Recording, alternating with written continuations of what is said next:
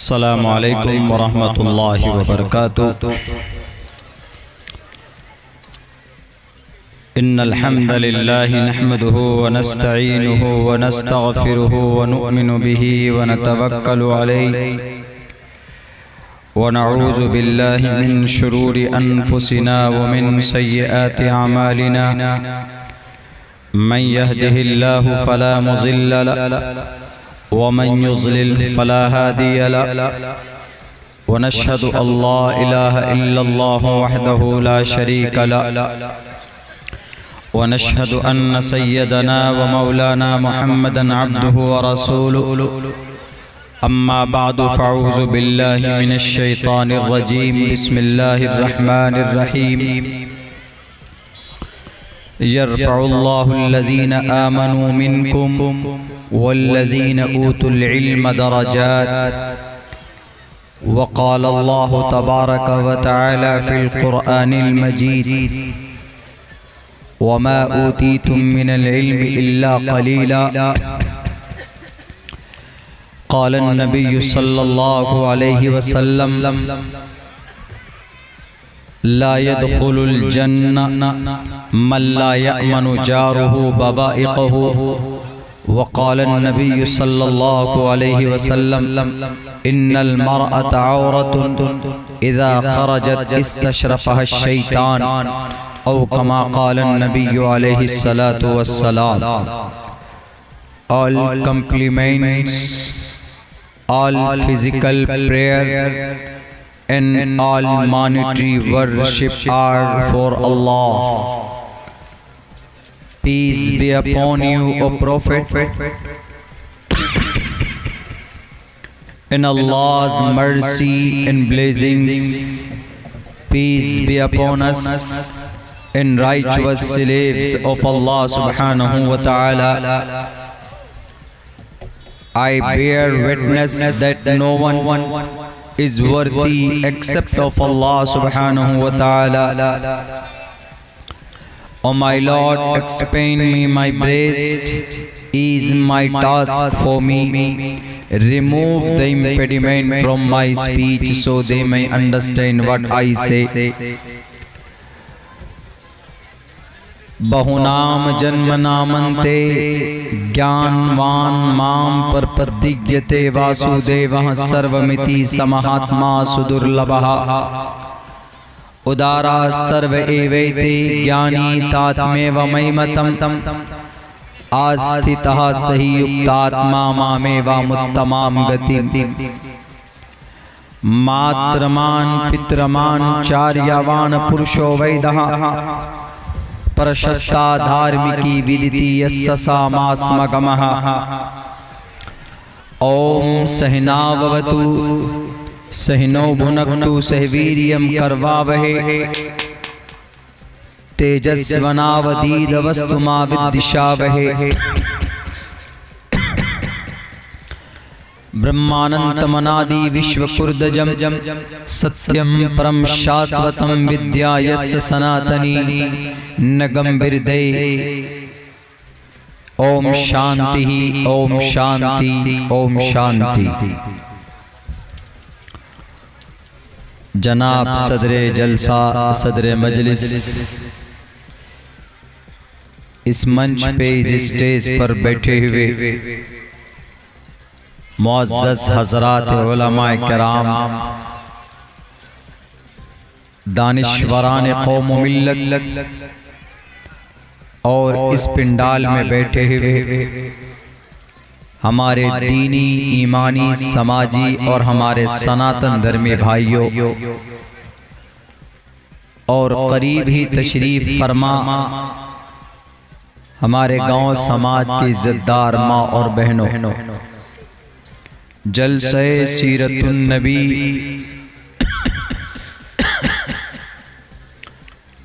सीरतुन नबी के उन्वान पर इस मौजू पर यह जलसा मुनाकिद किया गया है। यानी इसका मकसद यह है कि नबी पाक अलैहिस्सलातु वस्सलाम की सीरत क्या थी उसका तज़किरा होना चाहिए, और वो बातें जो हमारी जिंदगी में नहीं पाई जाती है, वो काम व अफ़आल जो हमें करना चाहिए लेकिन नहीं करते, उन सब का वर्णन और मेंशन यहाँ पर किया जाता है। बहुत दिनों के बाद मधेपुरा जिला के इहाते में मैं समझता हूँ तकरीबन 2.5-3 साल के बाद हाज़िरी का मौका मिला। सीरतुन नबी के इस बैनर तले सबसे पहले मैं we thank from the bottom of our heart, दिल की गहराई से अराकीन जलसा का शुक्रिया।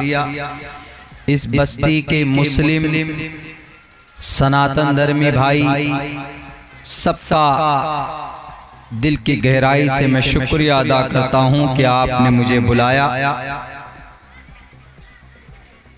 करीब में ही एक जलसा था 21 तारीख का, मुझसे वक्त मांगा उन्होंने, मैंने दिया भी, लेकिन 10, 15, 20 दिन पहले मुझे कुछ अपनी पर्सनल किसी सफ़र की वजह से मैंने उनको कह भी दिया था कि मैं शायद उस वक्त हाजिर नहीं हो पाऊंगा। तो हमारे बहुत सारे साथी नाराज भी हुए अराकीन जलसा पे, इसीलिए चूँकि उस जलसे के बहुत ही फ़ाल और उस मदरसे के एक मुलाजिम, एक मुदर्रिस हज़रत मौलाना दाऊद साहब जो आपके जलसे में निज़ामत कर रहे हैं, इन्होंने ही वक्त लिया था। यह हमारे इलाके के बहुत ही मशहूर एंकर हैं, नाजिम हैं, बड़े मानते हैं, हमारे बड़े हैं। कई जलसों में उनकी निज़ामत में नाचीज़ की हाज़िरी हुई, वहाँ पर हाजिर नहीं हो सका था। उससे एक दिन पहले मेरा सफ़र शुरू हुआ तो बहुत सारे दोस्त और अहबाब नाराज़ हुए। आप नाराज़ मत होइए, ये कह रहे थे कि मौलाना वहाँ पर बड़ा मजमा था, वहाँ नहीं आए आप इस छोटी सी बस्ती में क्या पहुँचिएगा, शायद नहीं आ पाएंगे। मौलाना अब्दुल्ला साहब भी फिक्रमंद थे। हमने कहा कि जब एक मोमिन, जब एक सच्चा मुसलमान वादा करता है तो उस वादे को पूरा करता है। अल करीम इज़ा वादा वफा, जब नेक आदमी किसी वादा, किसी शख्स से कोई वादा करता है तो उसको मुकम्मल करता है और करना भी चाहिए। वो औफू बिल अहदी इन्नल अहद काना मसऊला। मरने के बाद आपसे सवाल होगा, जब आप दुनिया में कोई वादा करते हैं किसी काम पर, किसी अच्छे काम पर, तो मरने के बाद when you will die definitely you will ask about that matter, तो उसके बारे में आपसे सवाल होगा कि आपने जो वादा किया था या सिर्फ बहकाने के लिए लोगों को, आपने उस पर क्या अमल किया, ये सवाल होगा। इसलिए हमने वादा किया कि नहीं, मैं आऊँगा, अल्लाह के अलावा मुझे आपके जलसे में हाजिर होने से कोई नहीं रोक सकता। तो आप लोगों की मोहब्बत देखकर आप लोग यहाँ पर बैठे हैं सुनने के लिए, अभी तक नींद को कुर्बान किए हुए हैं। सबसे बड़ी बात यह है कि हमारे सनातन धर्मी भाई यहाँ करीब में चेयरमैन साहब हैं, उनकी पूरी टीम है, पूरे गाँव वाले हैं। ये बड़ा दिल को इस तरह का माहौल देखते हैं तो बड़ी खुशी होती, वरना आज इतनी नफरत है, इतनी नफरत है कि जो गुरु ज्ञानी लोग हैं उनका अपमान किया जाता है, जो समाज में जो लोग अच्छा काम करना चाहते हैं उनकी बेइज्जती की जाती। मेरे भाइयों, नफरत के लिए कोई दूसरी दुनिया ढूंढिए, लेकिन इस जमीन पर नफरत मत कीजिए किसी से, धर्म के नाम पर, मजहब के नाम पर, मंदिर मस्जिद के नाम पर। आपकी नीयत, आपका अकीदा, आपका कॉन्सेप्ट क्या है, आपकी अंदर चल क्या रहा है, ईश्वर अल्लाह सब कुछ देख रहा है, सब जानता। कभी कभी ऐसा होता है नाम मुसलमान है, आमाल इतने गंदे, वो इंसान अल्लाह के नजर में महबूब नहीं है। कभी कभी ऐसा होता है कि नाम सुशील है, संदीप है, लेकिन काम इतना अच्छा है कि दुनिया के अंदर उसके अच्छे काम की वजह से ईश्वर अल्लाह उसको तरक्की अता फरमाता। तो इसीलिए इस धरती पर नफरत मत कीजिए, प्यार और मोहब्बत से रहने की जरूरत है। किसी ऐरे गैरे नेताओं के कहने पर उलझने की जरूरत नहीं है। आप अपनी इबादत कीजिए और ईश्वर से दुआ कीजिए कि वह आपको सत्य मार्ग का दर्शन कराता रहे, जो अच्छा है, जो सच है, उसका साथ दिलवाता रहे आपसे।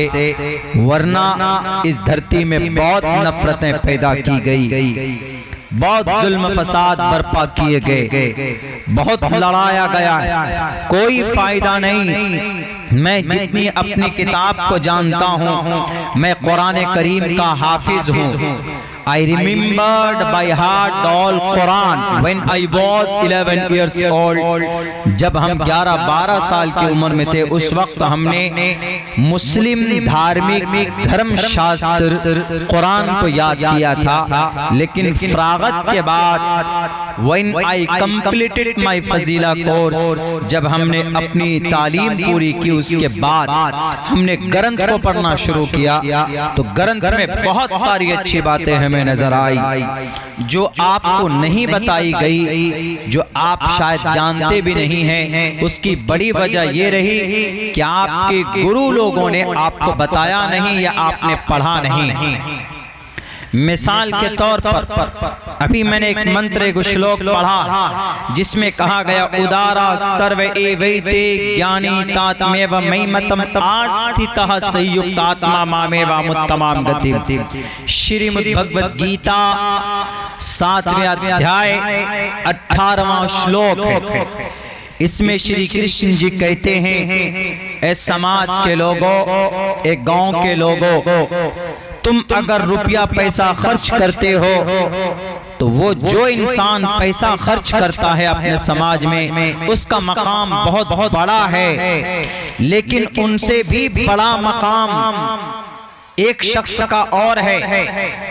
सर्व एवैते ज्ञानी तात्मेव मयिमतम आस्थितः संयुक्तात्मा मामेव मुत्तमाम गतिम।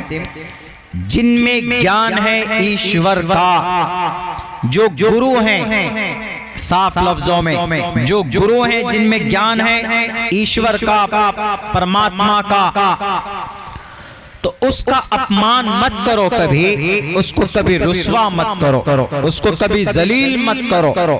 क्यों? वो गुरु इस वजह से है कि उसमें मेरा ज्ञान है, और जिसमें मेरा ज्ञान होता है गोया के साक्षात मैं उसके अंदर हूं। अगर तुम उसका अपमान करोगे तो मेरा अपमान करो। अगर कोई हाफिज साहब की बेइज्जती करता है, अगर कोई कारी साहब को रुस्वा करता है, अगर कोई इमाम साहब को बुरा भला कहता है, तो श्रीमद् भगवद गीता के हिसाब से वो गोया उस आलिम दीन की बेइज्जती नहीं कर रहा। एक आलिम है, मुफ्ती साहब है, मौलाना साहब है, किसी को कोई जाती दुश्मनी है, वो उसको बुरा भला कहता है, उसको रुस्वा करता है, गांव के सामने में बेइज्जत करता है, तो गोया वो उस आलिम को बेइज्जत नहीं कर रहा। अगर कोई मौलाना साहब कहते हैं कि लोगों सूद मत खाओ, don't take interest according to the Islamic Sharia, it is prohibited, जायज नहीं है इस्लाम में सूद खाना। तो अब एक बड़ा मालदार आदमी आके कहता है कि इमाम साहब आपने ये फतवा क्यों दिया अपनी तरफ से, हालांकि वो अपनी तरफ से नहीं दिया है। कुरान में है, अहल्लल्लाहुल बैअ व हर्रमर रिबा, अहल्लल्लाह, अल्लाह ने हलाल करार दिया खरीद व फरोख्त को, बिजनेस को, इकोनॉमिक को, तिजारत को। वहर्रम रिबा, और सूद को हराम करार दिया है। अल्लाह का जो फरमान है वो मौलाना साहब ने सिर्फ लोगों के सामने में उसका एक्सप्लेन किया है उर्दू में, अरबी में था वो ऑर्डर लोगों के सामने रखा है। तो अब वो कोई इंसान, कोई उद्योगपति, गांव का सरदार उससे लड़ता है तो गोया कि वो उस आलिम से नहीं लड़ रहा, वो अल्लाह से लड़ रहा है। क्यों? क्योंकि अल्लाह के ऑर्डर उन्होंने लोगों को बताया तो उसको बुरी लग गई ये बात। इसीलिए कहा गया उदारा सर्व एवैते ज्ञानी तात्मे वमैमतम आस्थितः सही युक्तात्मा मामेवा मुत्तमाम गतिम। तुम्हारे समाज में जो गुरु हैं, तुम्हारे समाज में जो पढ़ा लिखा तबका है, जो तुम्हें मार्ग, सत्य मार्ग का दर्शन कराता है, सीधा रास्ता बताता है, उसको बुरा भला मत कहो। उसको बुरा कहते हो तो डायरेक्ट तुम ऊपर वाले को बुरा कहते हो। उदारा सर्व एवैते ज्ञानी तात्मे वमैमतम। इस कायनात के अंदर सबसे बड़े महान गुरु अगर कोई है तो उसका नाम मोहम्मदुर रसूलुल्लाह सल्लल्लाहु अलैहि वसल्लम। हमारे हिंदू भाई आप लोग भी मोहम्मदुर रसूलुल्लाह का पर आस्था रखते हैं अंतिम अवतार की शक्ल। जैसे मुसलमान आखिरी नबी बोलते हैं, मा काना मुहम्मदुन अबा अहदिम मिन रिजालिकुम वलाकिन रसूलुल्लाहि व खातमुन नबिय्यीन। मोहम्मद आखिरी रसूल है। पूरे का एक खुलासा बता रहा हूं, पूरी आयत का आखिरी रसूल। इसी को संस्कृत में कहा गया, संस्कृत में एशाय मां महेशतन निष्कानुदश्शतरजा त्रिनिष्ठान्ने वर्ताम सहस्त्रादश गौनवा। आज्ञान हेतु किरत मोहम्मदांधकारम नाशम विदायम हितदोदयते विवेकः।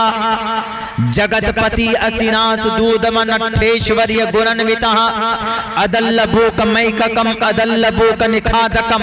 ये मैं श्लोक पढ़ रहा हूँ उपनिषद का, गीता का, पुराण का, जो 18 पुराण हैं, भविष्य पुराण, कल की पुराण, उनके अंदर मोहम्मदुर रसूलुल्लाह को अंतिम महर्षि, आखिरी महापुरुष कहा गया है। हमारा और आपका अकीदे में ये डिफरेंट है। अब उन्होंने किया क्या है दुनिया में आकर?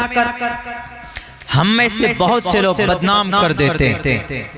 अभी 2 रोज पहले एक प्रोग्राम था कानकी दलकोला में, उत्तर दिनाजपुर में, वहाँ तो बाज़ाब्ता एक सवाल आया। उन्होंने कहा कि मौलाना आप मोहम्मद के मानने वाले? हमने कहा कि जी बिल्कुल मानने वाले, मोहम्मद रसूलुल्लाह के हम गुलाम हैं, मानते हैं, उनके उम्मती हैं, क्या प्रॉब्लम है? उन्होंने कहा कि नहीं, आपके मोहम्मद जो उनके लोग थे साथ में, उनको बहुत ज्यादा मुतशद्दिद बना करके गए। हमने कहा कि कैसे भाई? उन्होंने कहा कि देख लीजिए, अभी अभी कुछ दिनों पहले में एक बहुत खतरनाक वाकया पेश आया, हादसा, अफसोस करने का मकाम। एक लड़के ने एक लड़की का मर्डर किया, बहुत चला वो, नाम है लड़के का शायद आफताब, और उस बेटी का जिसके साथ यह हादसा हुआ, जिसकी हत्या हुई, उसका नाम है श्रद्धा। दोनों बॉयफ्रेंड गर्लफ्रेंड थे। धार्मिक एतबार से श्रद्धा नॉन मुस्लिम थी, गैर मोमिन थी, और आफताब मुसलमान है। तो उन्होंने कहा कि देखिए, आपके इस्लाम में बच्चों को जिहादी बना दिया जाता है और ये पूरा सारा क्रेडिट जाता है प्रॉफेट मोहम्मद को, क्योंकि उनकी जीवन में ये बात पाई जाती है कि तुम गैरों को मारो, कत्ल करो। हमने कहा कि बाबू जरा ये बताओ, यंग लड़का था, हमने कहा कि ये सवाल, हालांकि वो अपने में का कोई था, सवाल कर रहा था एज अ नॉलेज। हमने कहा कि बताओ कहाँ लिखा है कि मोहम्मद अंतिम महर्षि होने के बावजूद उन्होंने किसी को मुतशद्दिद बनाया हो, जालिम बनाया हो, किसी का अपमान किया हो, किसी को रुस्वा किया हो, किसी की बेटी की इज्जत लूटने और उसको मर्डर करने की बात कही हो, जरा बताओ। तो उन्होंने बोला कि नहीं, वो तो नाम कितना सुंदर है, आफताब। आफताब मीन्स आफताब व महताब, चांद। आफताब चांद एक कैसा चांद है?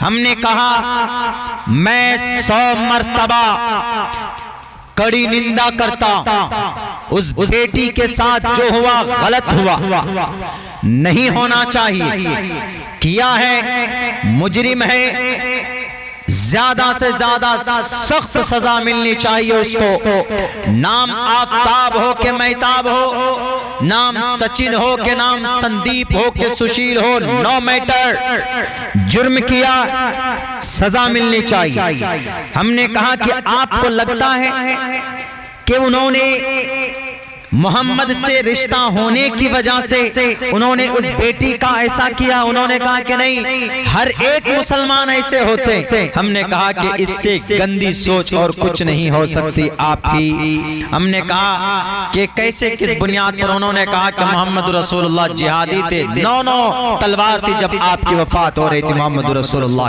हमने कहा कि ला हौल बिला कुव्वत, भाई पढ़ो, ला हौल वला कुव्वत इल्ला बिल्लाह पढ़ो तुम कई मर्तबा। हमने कहा कि देखो बेटे, तुम जानते नहीं हो, तुम कुरान को, नबी की सूरत, सीरत और सुन्नत को नहीं जानते। नबी पाक अलैहिस्सलातु वस्सलाम ने तो यूं कहा, अगर तुम्हारे घर के करीब में ला यदखुलुल जन्नह, जन्नत में वो शख्स दाखिल नहीं हो सकता, मन वो शख्स जन्नत में नहीं जा सकता, जन्नत में ला यअमनु जारुहु बवाइक़हु, अगर उसके पड़ोस में, अगर किसी का पड़ोसी, अगर मैं अब्दुल्ला सालिम मेरे पड़ोस में अगर कोई हिंदू भाई बसते हैं, या आदिवासी बसता है, या दलित बसता, या क्रिश्चियन या जैन या बौद्ध या कन्फ्यूशनिज्म बसता है, अगर मेरी जात से उसको तकलीफ पहुंचती है तो अल्लाह के नबी फरमाते हैं, अब्दुल्ला तुम जन्नत नहीं जा सकते। क्यों? तुम्हारे जुल्म से तुम्हारे पड़ोस में जो इंसान है, इंसान मुसलमान नहीं, इंसान हिंदू भी हो सकता है, मुसलमान भी हो सकता है, जैन भी हो सकता है, किसी भी मकतबे फिक्र का, किसी भी अकीदे का हो सकता है, किसी भी शास्त्र को मानने वाला हो सकता है, किसी भी आस्था से बिलोंग कर सकता है वो।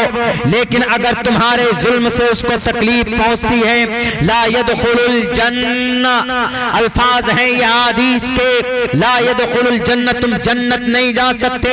अगर तुम्हारी जुबान से, हाथ से, पैर से अगर किसी तुम्हारे पड़ोस में बसने वाले इंसान को कोई तकलीफ पहुंचती है तो तुम जन्नत नहीं जा सकते। ला यदखुलुल जन्नह मन ला यअमनु जारुहु बवाइक़हु, a person will not enter the paradise whose neighbor is not safe from his cruelties, अगर उसका पड़ोसी उसके जुल्म से महफूज ना हो, वो इंसान जन्नत नहीं जा सकता। भले ही कितना बड़ा टोपी सर पर रखे हुए हो, लंबी दाढ़ी रखने वाला हो, 5 वक्त की नमाज पढ़ता हो, लेकिन अगर उसके पड़ोस में, उसके गांव में यादव रहते हैं, उसके गांव में तेली रहते हैं, उसके गांव में ब्राह्मण रहते हैं, उसके गांव में क्षेत्रीय रहते हैं, उसके गांव के अंदर किसी भी आस्था से बिलोंग करने वाले लोग अगर बसते हैं, अगर उसके किसी भी फेल से उसको तकलीफ पहुंचती है तो हमारे नबी ने कहा कि वह इंसान कभी भी जन्नत नहीं जा सकता। तो फिर तो उस लड़के ने मर्डर किया है, कत्ल किया है। और जनाब कब किया कत्ल पता है आपको? पहले रहते थे वो लोग 6 महीने से साथ रहते थे। और साथ कैसा रहते थे? लिव इन रिलेशन में रहते थे। अभी 2 रोज पहले मैंने इसके ऊपर एक्सप्लेन किया बहुत मुकम्मल वजाहत के साथ। लिव इन रिलेशन मेरे हिंदू भाइयों जरा गौर कीजिएगा, लिव इन रिलेशन किसको बोलते हैं? नाजायज संबंध में रहना इस्लाम की नजर में, यानी बिना शादी के, बिना मैरिज के। भारत के अंदर शादी का कानून यह है, अगर लड़का और लड़की बालिग है, जात कोई भी हो, हिंदू हो कि मुस्लिम है, नो मैटर, भारत के संविधान में लड़का बालिग लड़की बालिग दोनों निकाह करना चाहते हैं कर सकते हैं। हिंदुस्तान की नजर में उसको कोई नहीं मना कर सकता, कानून के संविधान के नजर में। लेकिन इस्लाम में हमारी ये पाबंदी होती है कि आप कलिमा वाले आप मुस्लिम हैं। मुस्लिम का मतलब एक अल्लाह पर आस्था रखना।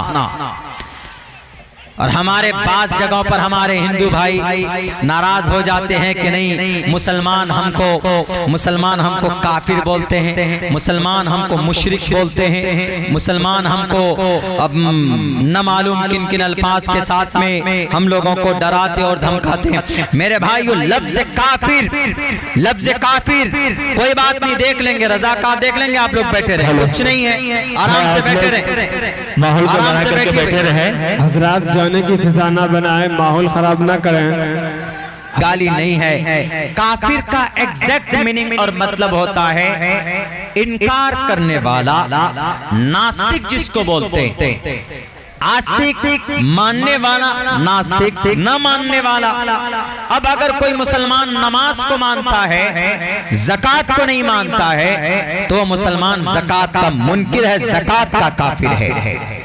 कि ज़कात की फर्जियत पर ईमान नहीं लाता, नहीं मानता, काफिर है वो। काफिर का मतलब इनकार करने वाला।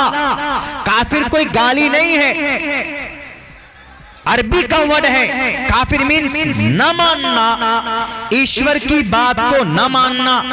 ईश्वर सिर्फ ईश्वर को एक मानने से काम नहीं चलेगा, बल्कि ईश्वर के उपदेश क्या हैं, ईश्वर के विशेषताएं क्या हैं। अगर ईश्वर को खुश करना चाहते हो, ईश्वर के करीब होना चाहते हो, ईश्वर कहता है साफ लफ्जों में के हेतु ब्रह्मगत स्थांति सत्संगतिर्दान विचारतोषा। ए दुनिया के इंसानों, ए जमीन पर बसने वाले मनुष्यों, अगर तुम परमात्मा के करीब करीब होना चाहते हो तो तुम ईश्वर के विशेषताएं, उनकी सिफात का तज़किरा करो। जैसे मुसलमानों के लिए अल्लाह ने कुरान करीम में बयान किया, ए मुसलमान अगर तू अल्लाह के करीब होना चाहता है तो अल्लाह के नाम का जिक्र करो। वज़क्किर फ़इन्न ज़िक्रा तनफ़उल मुमिनीन। अल्लाह का जिक्र करोगे तो अल्लाह तबारक व तआला के करीब बन जाओगे। कुरान करीम की तिलावत करोगे तो गोया तुम अल्लाह से बात करोगे, अल्लाह तबारक व तआला से करीब हो जाओगे। मेरे भाइयों, ये गलत फहमी आप लोगों के बीच में बाज़ाब्ता एक साजिश के तहत आपके दिलो दिमाग में बिठाई गई कि ये मुसलमान तुमको काफिर बोलता।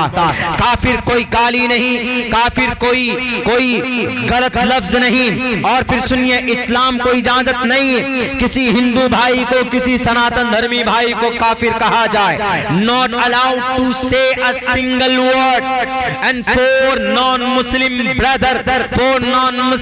brothers, किसी भी हमारे नॉन मुस्लिम भाई के लिए लफ्ज काफिर का इस्तेमाल करना एक मुसलमान के लिए मुनासिब नहीं। अल्लाह तबारक व तआला ने साफ लफ्जों में अल्लाह के नबी के जरिए से मना करवाया। अब आइए बात यहाँ आई कि उस आफताब ने उस बेटी के साथ 6-7 साल से साथ रहते थे, यानी बिना शादी के। न तो उन्होंने कोर्ट से शादी की, न तो उन्होंने अपने धर्म के एतबार से मैरिज की। सिर्फ वो किस में रहते थे? लिव इन रिलेशन में। लिव इन रिलेशन देख के बहुत खूबसूरत नाम है, इंग्लिश में है। इंग्लिश में कभी कभी जब लफ्ज आता है ना तो लोग समझते हैं कि ये बड़ा इज्जतदार, बड़ा खूबसूरत नाम है इंग्लिश में आ जाने के बाद। जैसे हम लोग रंडी है, कितना गंदा लफ्ज है रंडी। थोड़ा सा और मुअज़्ज़ब बनकर तवाइफ, और थोड़ा मुअज़्ज़ब बनिए प्रोस्टिट्यूशन, और थोड़ा मुअज़्ज़ब बनिए स्कॉट गर्ल। देखिए, तीनों चारों का मीनिंग एक है। तो ऐसी लिव इन रिलेशन का मतलब वो रिश्ता जो किसी आधार पर न टिका हो, न निकाह पर, न मैरिज पर।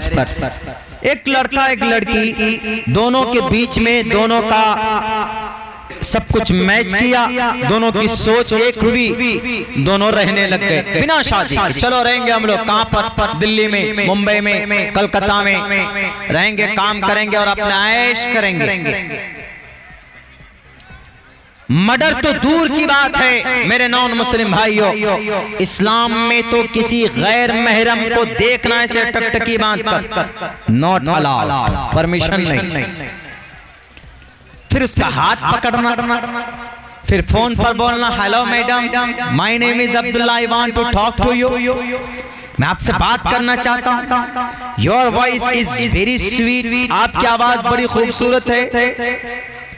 इस्लाम में ये तो दूर की बात, इस्लाम में देखना, हजरत अली फरमाते हैं उचकती हुई निगाह एक मर्तबा किसी औरत पर पड़ जाए माफ, लेकिन दोबारा आपने ऐसी निगाह की कि अरे देखें ये कितनी खूबसूरत है, पैर कितने अच्छे हैं इसके, कमर कितनी अच्छी है, अगर इस हिसाब से आप देख रहे हैं गोया आपकी आंखें जिना कर रही, आपकी आंखें रेप कर रही। हजरत अली फरमाते हैं कि ये दूसरी निकाह आपकी, ये आपका इरादतन है, गैर इरादतन नजर पड़ जाए कहीं रास्ते पर जा रहे हैं आप, जा रहे अचानक कोई लेडीज या कोई वुमन आ गई, उसके बाद फिर आपने अपनी निगाहें नीचे कर लिया, आपने अपनी निगाह हटा ली तो उस पर गुनाह नहीं। लेकिन अगर आपने इरादतन आपने देखने की कोशिश की, जिस इस्लाम में औरत को दोबारा निगाह जमा कर देखने की परमिशन ना हो, उस इस्लाम में किसी बेटी की के साथ 7 साल तक रहना लिविंग रिलेशन में, नाजायज संबंध में, फिर उसका मर्डर, जिस धर्म में जिस नबी ने वजू करते हुए 1 लोटा से 2 लोटा पानी नहीं बहाया, क्यों?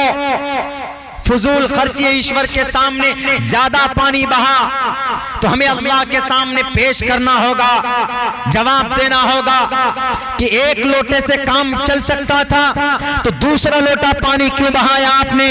बताओ जरा क्या जवाब देंगे? जिस नबी ने ज्यादा पानी बहाने को जुर्म करार दिया हो, वो नबी किसी श्रद्धा जैसी हमारी इस देश की एक बेटी की इज्जत को, इस बेटी की जान और उनके खून को बहाने की इजाजत कैसे दे सकता? भारत के अंदर नफरत परस्तों, गलतफहमी मत पैदा करो। श्रद्धा बेटी के साथ जो हुआ वो हमारी बहन थी, समाज की बहन थी, बल्कि हमेशा से हमें दुख रहेगा अगर आफताब ने ऐसा किया, उसको फांसी की सजा मिलनी चाहिए, कानून की नजर में जो भी सजा हो वो मिलनी चाहिए। लेकिन सुनिए दुनिया वालों, इस्लाम में अल्लाह के नबी ने वो तरीका बताया, अगर उस पर अमल कर लिया जाता तो श्रद्धा जैसी किसी बेटी का अपमान या उसका मर्डर नहीं होता। इस्लाम कहता है कि लिविंग रिलेशन जायज नहीं।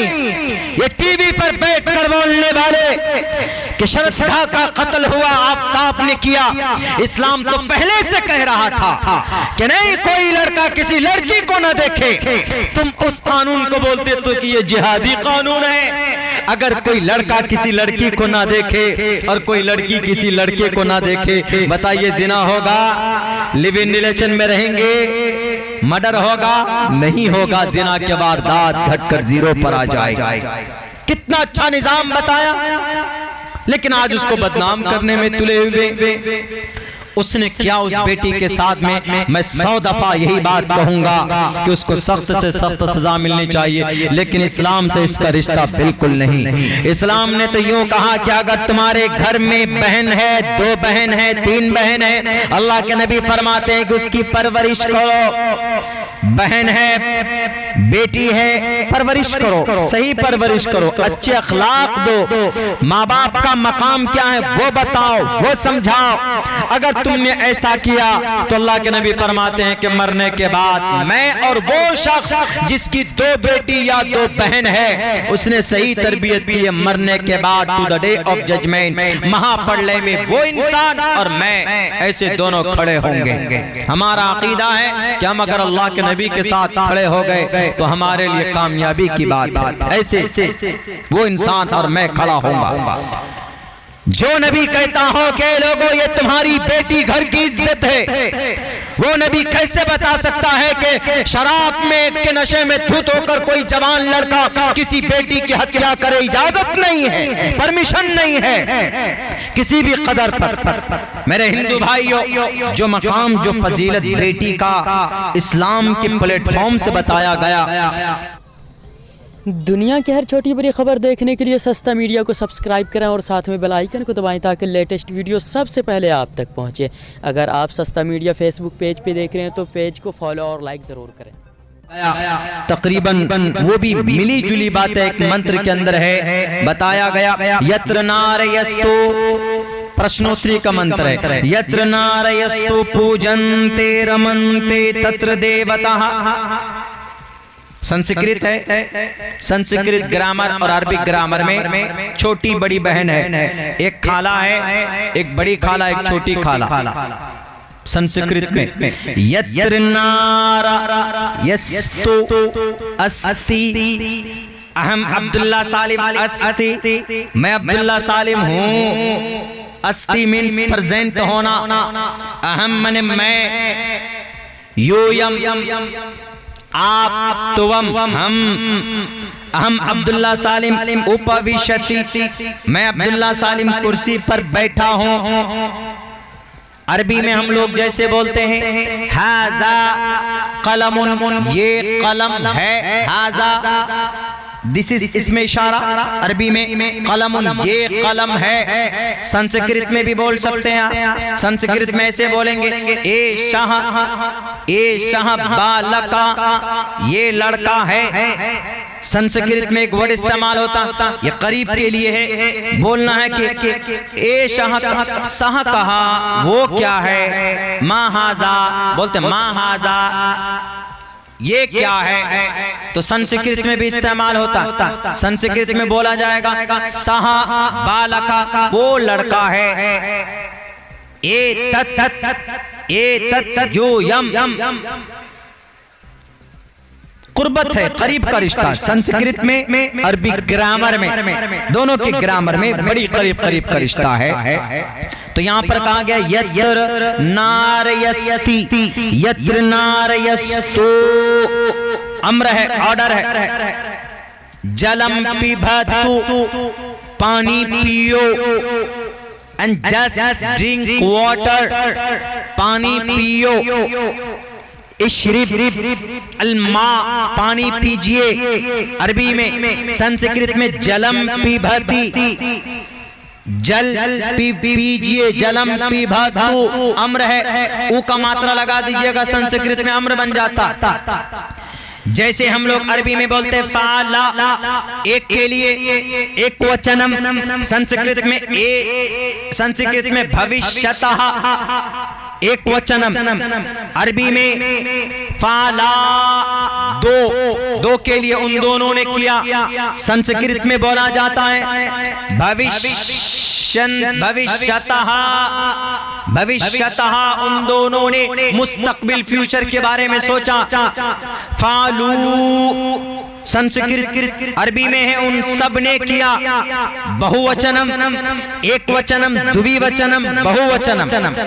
इसी को अरबी में और उर्दू में बोलते हैं वाहिद, तस्निया, जमा। उलमा बैठेंगे समझते हैं इस ग्रामर को, ज्यादा डिफरेंट नहीं है। क्योंकि मैं संस्कृत पढ़कर, अरबी पढ़कर संस्कृत का ट्रांसलेट कर रहा हूं, इसीलिए मैं बता रहा हूं आप लोगों को। बहुत करीब करीब का रिश्ता, बहुत कुर्बत है इसमें। जलम पिबतु, पानी पियो। पंडित दयानंद सरस्वती ने अपनी किताब में कहा जलम पिबतु सत्यपूताम, सत्यपूताम सच बात बोलो। जलम पिबतु, पानी देख करके पियो। पढ़तु पठतः, कोई वाकया पढ़ो। ताड़यतु चोरेने दंडम, ताड़यतु मारो डंडे से चोर को, अम्र है।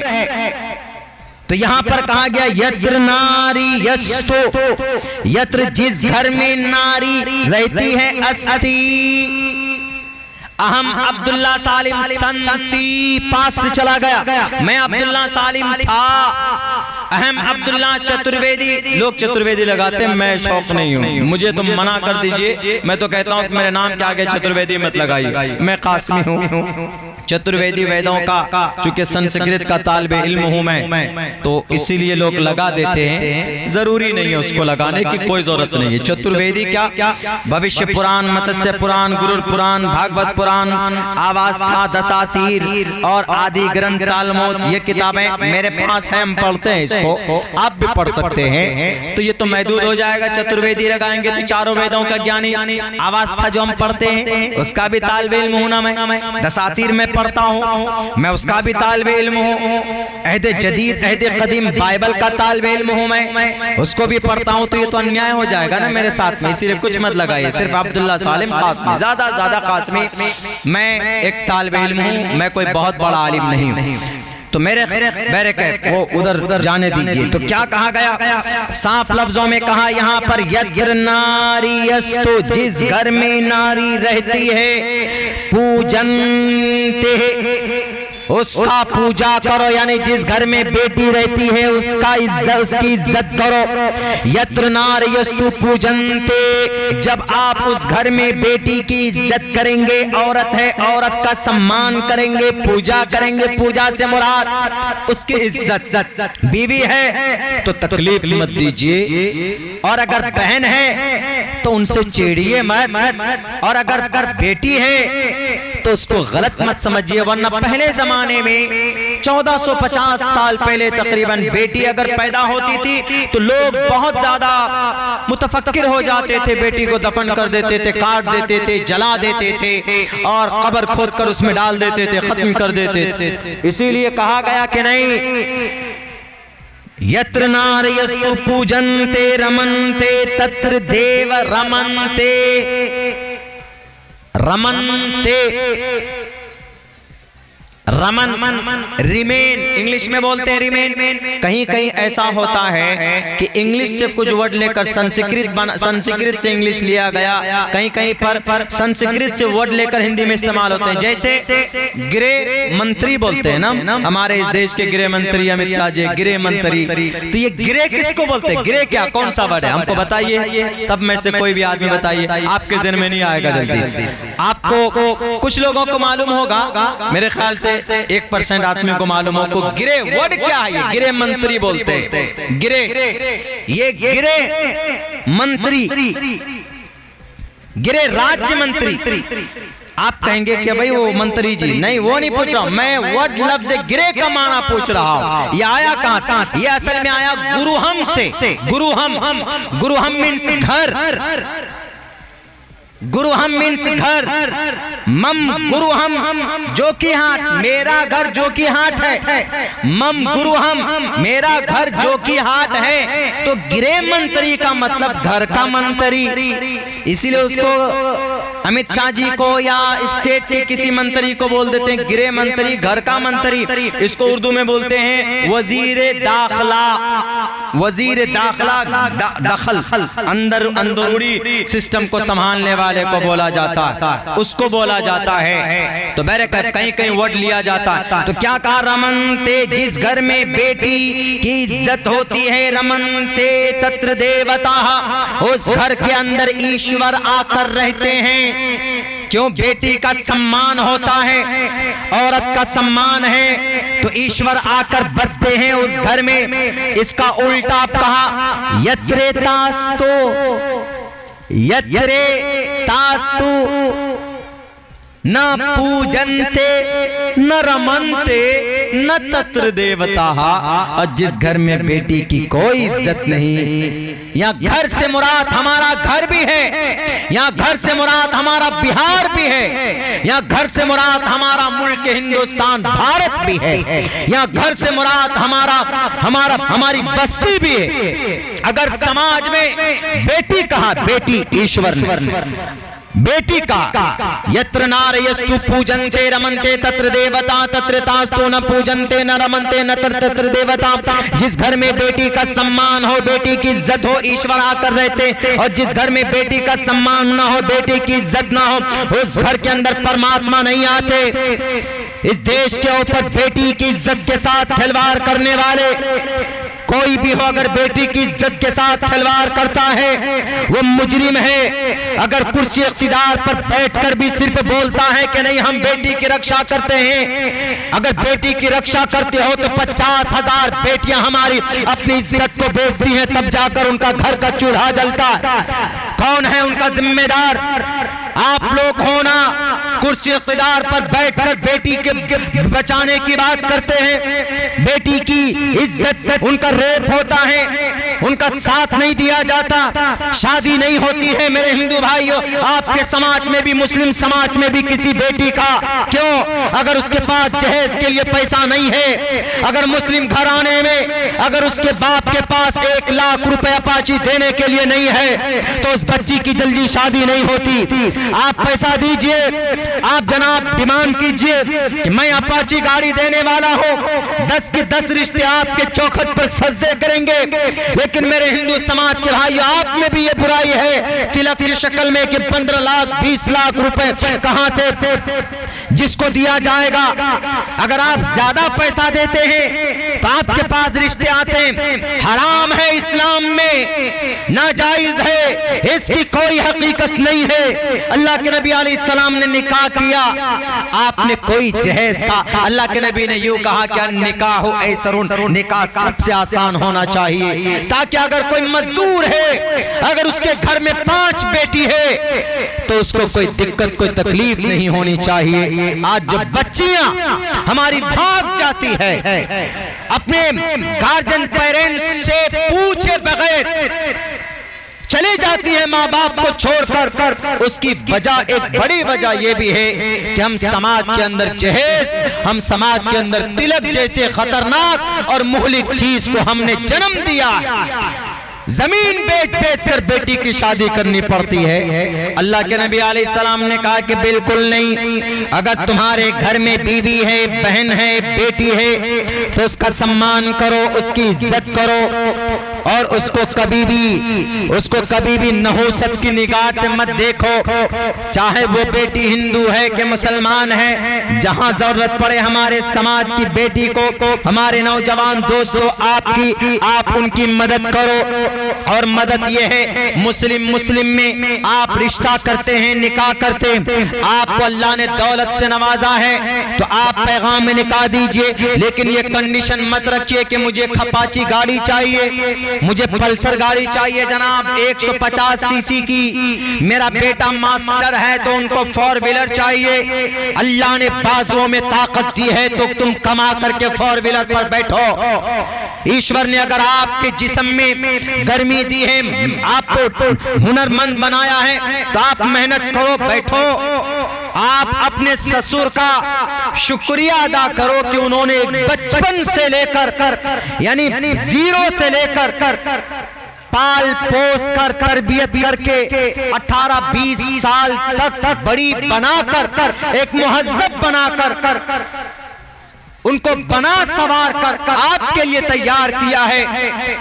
उनका एहसानमंद बनो, उनके सामने तुम सरे हम तस्लीम कर दो। क्या आपको मैं सलाम करता हूं कि आपकी वजह से ये मेरी बीवी बनने वाली है, आपने इनकी परवरिश की है, बल्कि आपको इनामात देना चाहिए अपने ससुर को जनाब। बल्कि यूं नहीं कि ससुर से लेते हैं पैसे, ससुर से पैसा लेना हराम नाजायज, भीख है वो भीख जो मांगते हो नौजवानों, कहीं से कहीं तक जायज नहीं है। कोर्ट में अगर केस चला जाए 498 के तहत तो चक्कर काटते फिरोगे, क्यों? ये जुर्म है। कोर्ट ने तो अभी इसको जुर्म करार दिया है आर्टिकल 498 को, लेकिन अल्लाह के नबी अलैहिस्सलाम ने तो 1450 साल पहले कहा था कि लोगों, बेटी से शादी करोगे तो कहीं पर भी उससे शर्तिया कुछ सामान मत लेना।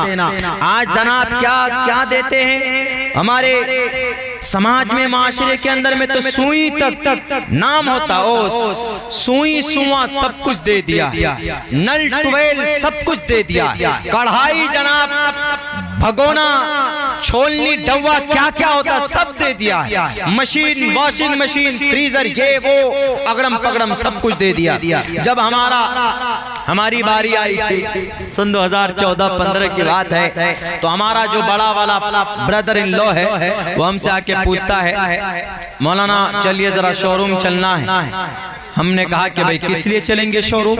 उन्होंने कहा कि नहीं चलिए जरा, वहाँ दुनिया का है, दस्तूर है, चलिए आप भी देख लीजिए अपनी पसंद से।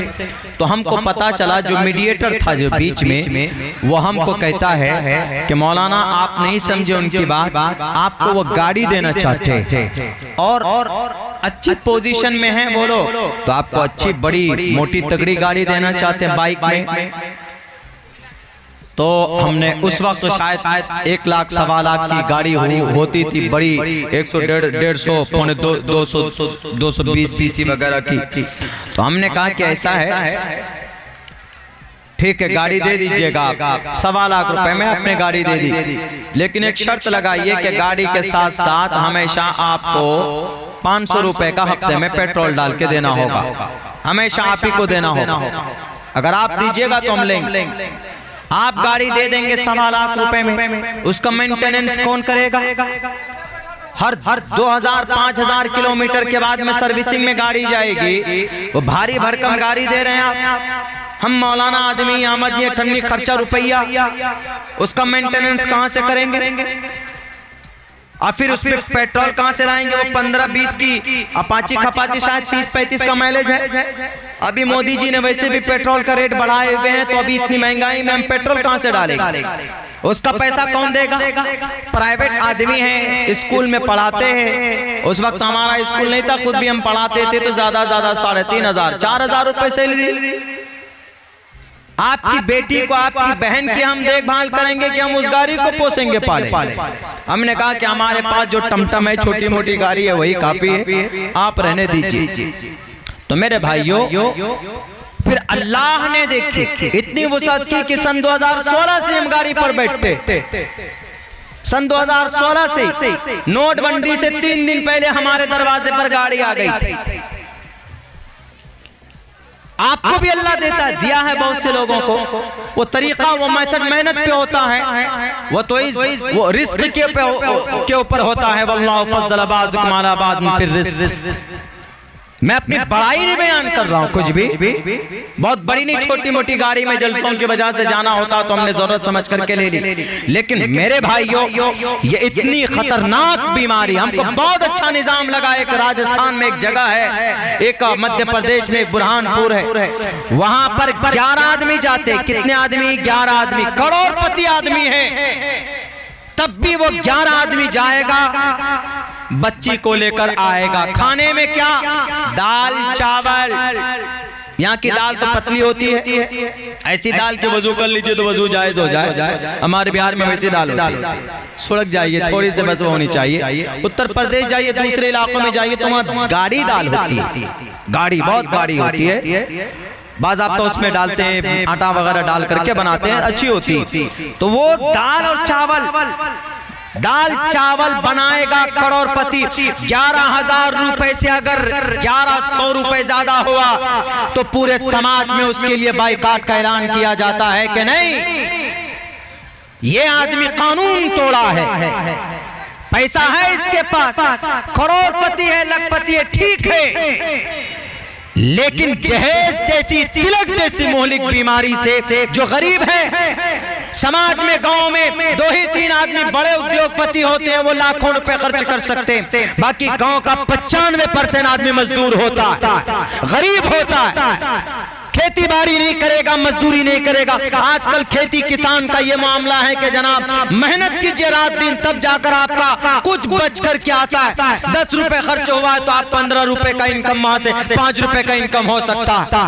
अब उस आदमी की 5 बेटी, वही सब बेटियां कभी सुसाइड करती है और कभी माँ बाप को छोड़कर भाग जाती हैं, चली जाती है, माँ बाप को परेशानी में डालती। मेरे भाइयों, मेरे समाज के नौजवानों, अल्लाह ने आपको जवानी दी है, नबी पाक अलैहिस्सलातु वस्सलाम 40 साल की उम्र की औरत, 25 साल की उम्र के थे आप अलैहिस्सलाम। 20 साल की उम्र में मोहम्मद रसूलुल्लाह ने तिजारत करना शुरू किया था। अपने पैरों पर खड़ा होना सीखो। ये नहीं कि जनाब हमारा ससुर बड़ा जमींदार है तो हमारे नाम पर कुछ न कुछ करके देगा। हमारा ससुर कह कह कर थक गया है कि ये हमारी बेटी के नाम पर ये घर कर दे रहा हूं मौलाना। हमने कहा कि बेटी को करना है कीजिए आप, लेकिन मुझसे मत पूछिए कि देना है कि नहीं देना है। मैं कभी नहीं कहूंगा कि दीजिए उसको, वो आपकी बेटी, आप दें या ना दें आप जाने, आपका बेटी जाने, आपकी बेटी जाने। मुझे उससे कोई इंटरेस्ट नहीं है। मैं मेहनत करूंगा, मैं कोशिश करूंगा जहां तक हो सकेगा। आपकी बेटी मेरी वाइफ, उसका नाम नफका मेरे जिम्मे है, मैं उसको खुश रखने की कोशिश करूंगा अपनी मेहनत मजदूरी करके। लेकिन मैं आपसे कभी नहीं कहूंगा कि आपकी बेटी को मैं खुश रखना चाहता हूं, आप मुझे फ्रीजर दीजिए, आप मुझे एसी दीजिए, आप मुझे इन्वर्टर दीजिए। बिल्कुल जायज नहीं है मेरे नौजवानों। हाथ पे हाथ धड़कर मत बैठो। समाज को आगे बढ़ाना है तो कुछ करो दुनिया में। अल्लाह के नबी अलैहिस्सलाम 20 साल की उम्र में महान ताजिर बन गए थे, बड़े ताजिर। अल्लाह के नबी अलैहिस्सलाम 20 साल की उम्र में इतने बड़े ताजिर बन गए थे कि आप ऊंट का खरीदो फरोख्त करते थे। उस जमाने में ऊंटों का खरीदो फरोख्त। प्रॉफेट मोहम्मद सल्लल्लाहु अलैहि वसल्लम 20 साल की उम्र में। आज हमारा 20 साल का बच्चा क्या करता है? लड़की पटाता है। साफ लफ्जों में 20 साल का बच्चा क्या करता है? सुलेसन सूंघता है। 20 साल का बच्चा क्या करता है हमारा? शराब वो कोरेक्स पीता है। 20 साल का बच्चा हमारा क्या करता है? मोबाइल में जाकर बस वही Tollywood, Hollywood, Bollywood, porn videos हमारे नौजवानों के मोबाइल में मिलेंगे। मेरे नौजवानों, इस मोबाइल से आपकी तकदीर नहीं बदलने वाली। अपने पैरों पर खड़े हो, कुछ न कुछ क्रिएटिविटी करो। देखो इस्राइल को इस दुनिया की सबसे ज्यादा छोटी और कमजोर कौम कोई थी, वो यहूदी है। लेकिन आज की तारीख में पिछले 60 साल में इस कौम ने जो तरक्की की है, यूनाइटेड नेशन में इनका कब्जा, कोल्ड ड्रिंक्स की दुनिया में इनका कब्जा, कॉस्मेटिक की दुनिया में यहूदियों का कब्जा, डॉक्टरेट की दुनिया में यहूदियों का कब्जा, विज्ञान में, साइंस में, मॉडर्न साइंस में और जदीद साइंस में, टेक्नोलॉजी में इनका कब्जा। कैसे? इनके बच्चों ने, इनकी माओं ने अपने बच्चों की तरबियत की और इनके बच्चों ने अपनी लाइफ पर, अपनी जिंदगी पर, अपने गोल पर फोकस किया है। तब जाकर ये तरक्की के अर्श पर पहुंचे हैं। आज हमारा बच्चा जनाब पीकर धुत हो जाता। आज हमारे पुलिस प्रशासन के लोग किशनगंज में, आज ही रात की बात है, रात को तकरीबन 4 बजे के करीब हम आ रहे थे मालदा से। उनकी ड्यूटी होती है बेचारे की, लेकिन हम देख कर ऐसा, मतलब उन्होंने इस तरीके से वो किया, आगे एक गाड़ी बिल्कुल जस्ट सामने लाकर रोक दिया, किधर है किधर। मैं अकेला था, एक दोस्त मेरे साथ थे, मैं इसी यूनिफॉर्म में था। और फौरन उन्होंने कहा कि गाड़ी से बाहर निकले, डिग्गी चेक करवाइए। हमने कहा कि सर 4 मरतबा हमको रोक चुके हैं लगाकर। रातों में मैं जाता हूँ प्रोग्राम में, तो रातों में ज्यादा ही वो शराब वगैरह की स्मगलिंग होती है ना हमारे। अब उनकी ड्यूटी होती है बेचारे की। हमने कहा कि सर हमको एक मरतबा पहचान लीजिए आप, ये टोपी, ये दाढ़ी है, मैं हमेशा आता जाता हूँ, मैं एक धार्मिक आदमी हूँ और यही जो कि हाट से बिलोंग करता हूँ। मेरी गाड़ी में, मैं तो शराब के खिलाफ हमेशा बोलता हूँ, मेरी गाड़ी में शराब की एक बोतल नहीं मिलेगी। बोला कि सर इट्स अवर ड्यूटी, ये हमारी ड्यूटी है, देख लीजिए। हमने कहा कि बहुत अच्छा, यकीनन ये मेहनत कीजिए आप लोग और आपके साथ हम लोग भी खड़े होंगे। ये शराब जैसी मुहलिक और खतरनाक चीज को अपने समाज से खत्म करना। हमारा नौजवान, हमारे ये नीतीश कुमार जी, तकरीबन 34,000 करोड़ का नुकसान होता है शराब के ऊपर बंदिश लगाने की वजह से। उसके बावजूद भी लगाए, क्यों? इसलिए लगाए क्योंकि शराब पीने के बाद आदमी के इतने नुकसान हो रहे थे। अल्लाह के नबी ने अभी तो हमारे नीतीश जी ने अभी लगाए, अल्लाह के नबी ने 1450 साल पहले कहा कि लोगों शराब मत पियो, शराब मत पियो, शराब हराम है, हराम है, हराम है। क्यों हराम है? क्योंकि शराब पीने के बाद आदमी वो गलती कर बैठता है, वो गुनाह कर बैठता है जो उसको नहीं करना चाहिए। ये ऐसी चीज है ये, क्या आप पी लीजिएगा आप सही से चल नहीं पाइएगा, आदमी की अकल डैमेज हो जाती, खत्म हो जाती शराब पीने के बाद, कुछ भी बोलने लगता है, कुछ भी बकने लगता। इसीलिए शराब जैसी मुहलिक चीज को आप कभी भी, हमारे नौजवान, आपको अल्लाह ने जवानी दी, आप तिजारत की दुनिया में आगे बढ़िए, अल्लाह ने आपको ताकत दी, आप एजुकेशन के मैदान में आगे बढ़िए, अल्लाह ने आपको जवानी दी है, आप इबादत की दुनिया में भी आगे बढ़िए। इबादत करने से कोई मना नहीं करता है आपको, आप नमाज नहीं पढ़ते, आप कहते हैं कि ना जनाब फलां पार्टी मना करती है, फलां पार्टी कानून ले आई। क्या नमाज पढ़ने से बीजेपी ने मना किया या कांग्रेस ने मना किया? सूद खाने पर किसने मजबूर किया? केजरीवाल जी ने मना किया। कौन सूद खाने के लिए कहा कि खाओ? हम खाते हैं, हमारे अंदर कमियां और गलती पाई जाती है, क्यों नहीं हम इन बुरी चीजों का खात्मा करते? हमारा जवान शराब क्यों पीता है? हमारा जवान मोबाइल में पोर्न वीडियोस क्यों देखता है? हमारा जवान समाज की बेटी को, जनाब समाज की बेटी के साथ, उनकी इज्जत और आबरू के साथ क्यों खिलवाड़ करता है? मेरी समाज की माँ बहनों से भी कहूंगा, अल्लाह तबारक व तआला ने कुरान में एक बहुत खूबसूरत पैटर्न बताया, बहुत खूबसूरत। या निसान नबी लस्तुन्न कहदिम मिनन निसा इन इत्तक़ैतुन्न फला तख़ज़ान बिल क़ौल। जो आज के जमाने में बीमारी है, आज होता क्या है, आजकल के जमाने में लड़के के पास कहीं से नंबर आया, फौरन लगाया कि ये फला लड़की का है या फला चच्ची का है, लगाता है, उधर से लेडीज की आवाज आती है, क्या बोलता, ये नंबर मेरे मोबाइल में सेव था आपका मैडम, गलती हो गई, पता नहीं कहां से आ गया, मैं देख रहा था कि ये नंबर किसका, वो पहला ज़िना है दोस्ती का, उसके बाद दोबारा 1-2 दिन के बाद फिर लगे करेगा। मैं बस वैसे ही आपसे बात करना चाहता था, ऐसा मैं आपको एक दोस्त बनाना चाहता हूँ। देखिए कदम ब कदम, कुछ दिन के बाद फिर क्या, मैम आपकी आवाज बड़ी अच्छी लगती है हमको, वाह, तारीफ शुरू, और उधर से मोहतरमा तारीफ सुनते ही एकदम हथियार डाल देते कि वाह हमारी तारीफ हो रही। अल्लाह फरमाता फला तख़ज़ान बिल क़ौल, कुरान में कहा गया फला तख़ज़ान बिल क़ौल, गीता में कहा गया अधे पश्येतिमो परी संतराम पादको हरमाते कौशल पको, नरमी से मामला मत करो। अगर किसी गैर महरम का, किसी गैर पराये मर्द का, स्ट्रेंजर पर्सन का फोन आता है, कान में आप लगाते हैं तो सख्ती से बात कीजिए। फला तख़ज़ाना बिल क़ौल, बातों में लचक मत पैदा कीजिए। कौन कह रहा है? अल्लाह कह रहा है। जिस अल्लाह ने समाज की बहनों को बनाया, समाज के इंसान को बनाया, मानव को बनाया, वो अल्लाह, वो परमात्मा कह रहा है फला तख़ज़ाना बिल क़ौल, बातों में लचक नहीं होनी चाहिए, शिद्दत के साथ। अल्लाह के नबी फरमाते हैं कि औरतों जब तुम घर पे हो तो दरवाजे पर अगर कोई पराया अजनबी मर्द कुंडी खटखटाए तो सख्ती से आवाज दो, सख्ती से, यानी आपकी आवाज से ऐसा महसूस होना चाहिए कि बहुत खतरनाक औरत है, बहुत खतरनाक औरत है, आपकी आवाज से ऐसा महसूस होना चाहिए। वहीं अगर वहां से कहता है कि फला के अब्बा है क्या, अब अंदर से प्यार से आवाज देंगे, हाँ नहीं है वो, बोलिए क्या बात है, आइए चाय पी लीजिए, फिर तो बस वो तो समझेगा कि ये सिग्नल है।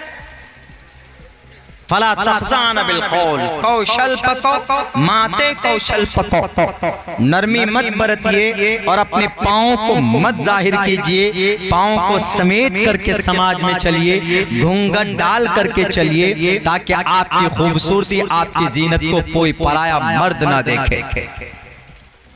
बुर्क़े का मतलब यही है, क्या आपकी खूबसूरती गैरों के सामने नहीं आना चाहिए। जब कोई शराबी देख लेता है, हुआ ना कलकत्ते में हादसा, शराब पीकर बैठे थे, एक बच्ची जा रही थी स्कूल, देखा उसको, दिमाग उन लोगों के चढ़ गए, उस बच्ची के पीछे हो लिए, पकड़कर किसी तरीके से कब्जे में लिया, उस बच्ची की का अपहरण किया, उसका बलात्कार किया। और धमकी दी कि तुम पुलिस के पास गए तो तुम्हारा मर्डर कर दे। वो बच्ची अपने बाप को बोली, उसका बाप, मां नहीं थी इस बच्ची की, सिर्फ बाप अपनी बेटी की परवरिश के लिए, पढ़ाई के लिए कलकत्ता गया हुआ था, मुजफ्फरपुर की बेटी थी। बाप के सामने बोली, बाप ने कुछ नहीं देखा, बाप ने सोचा कि भाई जो बेटी के साथ हुआ है तो बुरा हुआ, लेकिन अब मुझे कानूनी कार्रवाई करनी चाहिए। क्यों? रक्षा करना एक एक नागरिक की, हमारे पुलिस प्रशासन की जिम्मेदारी है। साफ साफ लफ्जों में protection of life and personal liberty, article number 21 में लिखा, protection of life and personal liberty. वो गए, जाने के बाद जैसे ही उन लोगों को फिर पता चला कि ये गई है थाने में, तो उन शराबियों ने फिर सोचा कि थाने में गई, पहचान की है हमारी, डीएनए टेस्ट होगा, मेडिकल वगैरह होगा, नाम आ जाएगा, इसलिए काम करो, इसको जलाकर खत्म करो। दूसरे दिन इस बच्ची को पकड़ कर लेकर गए, फिर उस बच्ची के साथ उन्होंने वही व्यवहार किया, और इस बार तो जनाब पेट्रोल से, एसिड से, पता नहीं किस किस चीज से उस बच्ची का हड्डी तक चलाने की कोशिश की गई।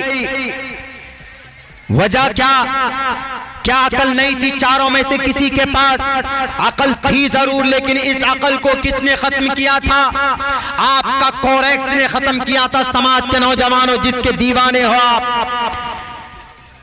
वो शराब जिसे हम बहुत अच्छी चीज, गम भुलाने की चीज समझते हैं, गम भुलाने के लिए नहीं है, वो गम पैदा करने के लिए। 50 रुपए का शराब पीते हो, 100 रुपए का कोरेक्स की डब्बी खरीदते हो, अगर वो 100 रुपए किसी गरीब बेटी को दे दो, किसी गरीब, किसी कमजोर, किसी फकीर इंसान को दे दो, तो अल्लाह तबारक व तआला के पास मरने के बाद तुमको पुण्य मिलेगा, तुमको सवाब मिलेगा। वो काम नहीं करेंगे। जलाकर मार दिया गया, राख कर दिया गया। मेरे नौजवानों, इसलिए जवानी दी गई थी आपको। वो बाप रोता रहा कि मैं 2.5 साल से अपनी बेटी की तालीम के लिए अपना घर, गांव, बस्ती छोड़ कर आया हूं। इसकी अम्मी के इंतकाल के बाद मेरी बेटी रहती तो पायलट बनती, समाज की वो बेटी रहती थी डॉक्टर बनती, इंजीनियर बनती, लेकिन किसने खात्मा किया उस बेटी के अरमानों का? वो इस पूरे खानदान का एक शराब की थैली ने, जो शराब पीकर अकल के ऊपर पर्दा डाल दिया था।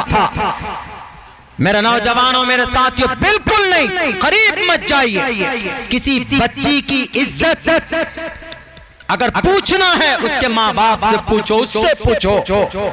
इसीलिए बहुत आसान है, किसी को अपने चुंगल में लेकर 6 साल तक उसका इससे एक साथ रहते हैं, फिर कोई बात होती है तो उसके 37 टुकड़े कर देते। हैवानियत है। इस्लाम में इसकी कोई अहमियत और हैसियत नहीं है। जो लोग बदनाम करते हैं इस्लाम को, मैदान में कौन सी किताब में लिखी हुई है कि इस्लाम में जिहादी कानून है?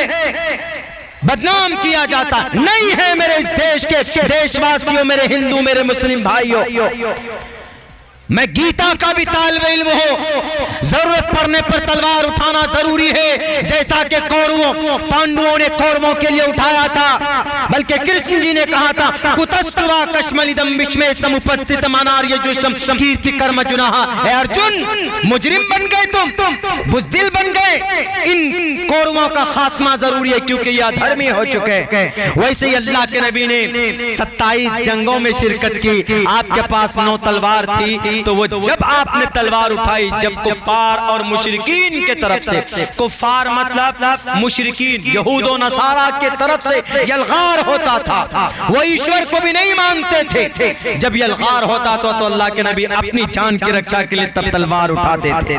जैसा रावण के खात्मे के लिए राम आए, सत्यवती राम रामाय नमः, अन सत्यवती सत्यवती सह, अन सत्यवती सह रामेणे, सीता राम के साथ मौजूद था। अन सत्यवती सा रामेणे सनती अनस्ती, राम के साथ थे, सीता राम के साथ है। उस वक्त के लिए रामायण इसीलिए रची गई ना, रामायण इसीलिए वजूद में आई। कहा जाता हिंदू भाइयों के अकीदे के मुताबिक कि जब सीता का अपहरण हुआ था तो उससे छुड़ाने के लिए रावण से जब जंग हुई थी, जब उसकी बहन का भी नाक काटा गया था, वो एक लंबा चौड़ा वाकया, लेकिन चूंकि अपहरण की वजह से उस रावण का खात्मा जरूरी था, तो श्री रामचंद्र जी ने हाथ उठाई। गिलेरी से पूछे कि रामायण की लड़ाई क्यों लड़ी गई, रंका का दहन क्यों गया गया। दशहरा में हम रावण का खात्मा करते हैं, वो वही विजय दिवस है जो हमारे हिंदू भाई, चूंकि राम ने रावण के ऊपर फतह पाया था तो इसलिए कभी कभी तलवार उठाना जरूरी होता था पहले। आज के जमाने में भी जैसे अगर चाइना हमारे बॉर्डर में घुस जाएगा तो क्या हमारे मोदी जी बैठे रहेंगे? वो भी तो मिसाइल दाग देंगे। जाओ अबुल कलाम जी का जो मिसाइल बना हुआ त्रिशूल दागो चाइना वाले पे, क्यों हमारे देश में गुजरा है।